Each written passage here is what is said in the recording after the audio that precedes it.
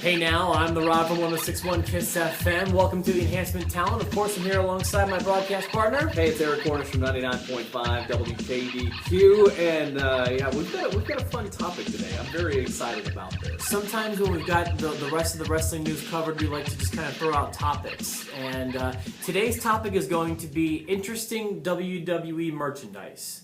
And I've got a list here of a few things that will make good talking points. Do you have any good merchandise that you think is worth talking about? I will first start off with this. I have a lot of WWE merchandise, a lot of mine still in the attic, and I should bring it in for some of these shows. I think it would be fun. Okay. But the one thing that I did back in 1990 and maybe 91, or 92 and 93, something like that, I joined the WWF fan club. No kidding! You could always go into the magazines and you would see the ads where join the fan club. Yes, I'm familiar and with here's that. all the stuff that you would get. And to me, the one thing, and this was before they started mass producing these CDs, theme songs, they would give you a cassette tape that had like 5 or 6 theme songs on it. Yeah. And that was the one thing that I wanted because, you couldn't go onto YouTube and use the cool themes like we did on here. This is before Full Metal, the album, That's Volume right. 1. That's before that. That's, it's the wrestling album wasn't widely available at that time. Yeah. It had pretty much gone out of print.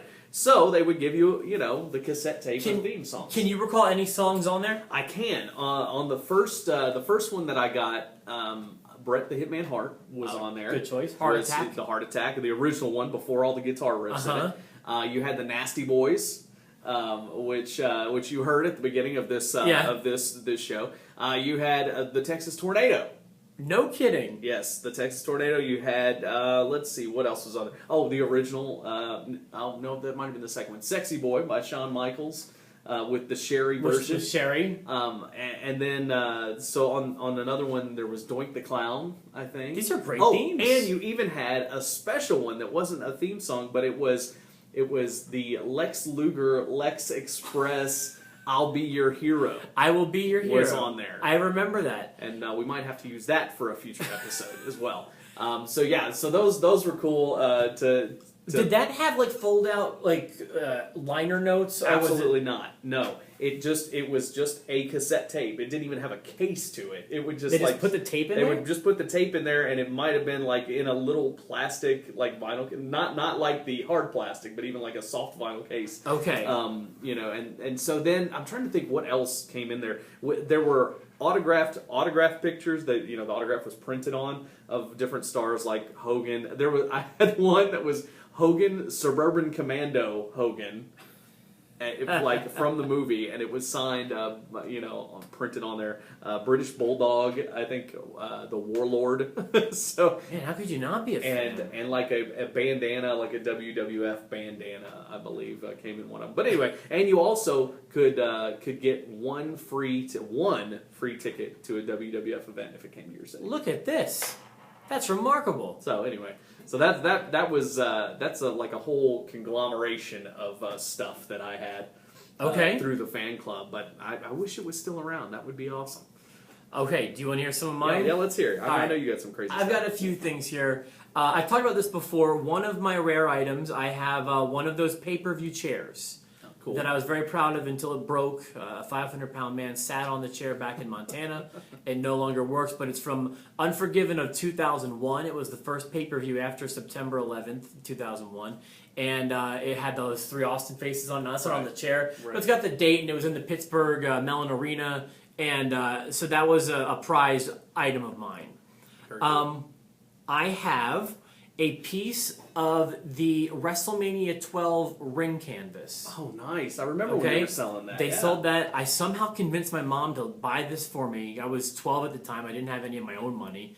And I somehow convinced, what they did was they cut the ring into 300 pieces. Wow. And you got a picture of Shawn Michaels, personally signed, not a stamp.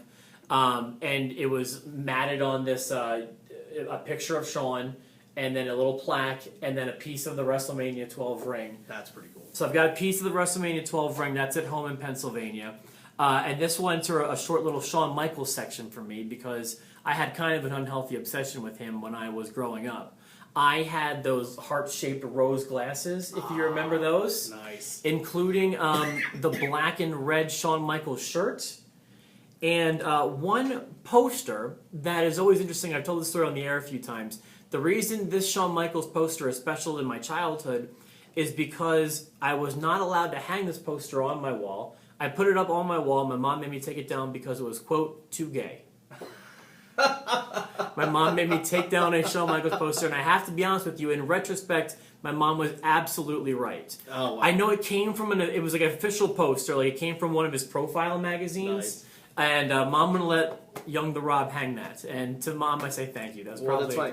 And it's interesting that you, who is the huge Bret Hart fan, and me, who is the huge Shawn Michaels fan, you had all of that Shawn Michaels stuff, because I had an official pair of the Bret Hart pink sunglasses. We ought to trade. That I got at WrestleMania 8. How did you buy them? My dad took me to the merchandise That's stand cool. and said, you want to pick out a couple things? I picked out the official T-shirt at WrestleMania that had the double main event on it and the Hoosier Dome on the back. But then I also picked out the Bret Hart sunglasses. So, That is awesome, and I have a friend who has the same shirt. very All right, a few more. I remember at WrestleMania 18, I went to in Toronto. They had the fan access, which was one of the most fun things I've ever been a part of. It was more fun than WrestleMania, maybe. There was a ring set up, and there was always something going on in the ring, and we just camped out by the ring. We didn't go to the autograph lines. We just loved what was going on in the ring. And I was very excited for this. For some reason, this was when Tough Enough 2, it was like a few weeks before the finale of Tough Enough 2. Right. Bob Holly was wearing a shirt, a Tough Enough 2 t-shirt. He threw it off right at me. I caught a Bob Holly Tough Enough 2 t-shirt, and then he came around and signed it after that, so I had that. I am one of the few people who actually paid money for the John Cena trademark album. Oh, wow. With his rap album. And the first, I believe it was 1,000 or 10,000 people who ordered it from WWE.com got a personally signed copy. So I do have a personally signed John Cena copy of his first album. I won't tell anybody. And here is one last story about a piece of WWE wrestling merchandise that I do not own. And I've never told this story before. I even kind of forgot about it, but I remember the story. This is from back when I was 14 years old. And we almost, I guess you could say, acquired the actual heavyweight title that Steve Austin won at WrestleMania 15 from The Rock. Okay, I've got to hear this. Okay, so let me tell you this story. I've never shared this before, but here's what the deal was.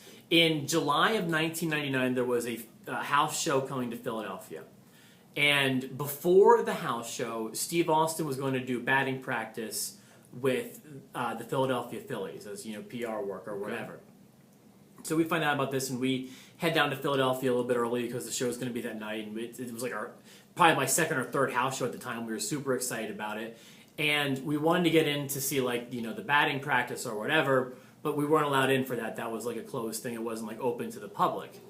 And we see Austin, he gets out of his limo, and the driver walks him into the batting camp. And there's some photographers and stuff there. And it wasn't crazy packed, but there were a few fans there. And the key part of the story is it was the driver who walked him into the building. So we went to his limousine, and we could see in his... We went to his limousine. The windows are obviously tinted. One of my friends opened the back door to the limousine, and the lights in the limousine go on. No alarm goes off. It was just left unlocked. Austin's got his bag in there, and sitting on top of the bag is the actual World Heavyweight title. And for a moment, we considered taking the belt. It was right there. Wow. The driver wasn't there. There was nothing. Just Austin's bag with the belt on top of it. And like I said, we thought about taking it, but we knew it was going to be trouble in the long run, and we did not take it. But that is my final merchandise story. That is great. And so I haven't even thought about that story for a long time. And I'll finish it off with one quick piece of merchandise that I too did not have, and that was the LJN WWF cage to go around the WWF ring. And the reason The toy ring? Yes, the blue cage to around the toy ring, because it was on the back of everything you got to show that they made it. It just never made it into stores, and no matter how many times I asked Santa, no matter how many times I asked, I never got it. I'm really sorry. So eventually, my dad made me a cage out of like the stuff you see on these lights, these No fluorescent lights. He made me my own like cage, and so I thank you for that, Dad. But That is a cool story. But anyway, so there you go. Lots of merchandise. We'd love to hear what you had that was interesting or fun of WWF, WCW merchandise. Even ECW had some for a while. If you have any cool merchandise stories, email them to the addresses you see on the screen. Thank you for tuning in. We will be back later on this week with another edition of the Enhancement Talent. Enjoy Raw. In the meantime, I'm the Rob. And I'm Eric Cornish. Let's get nasty.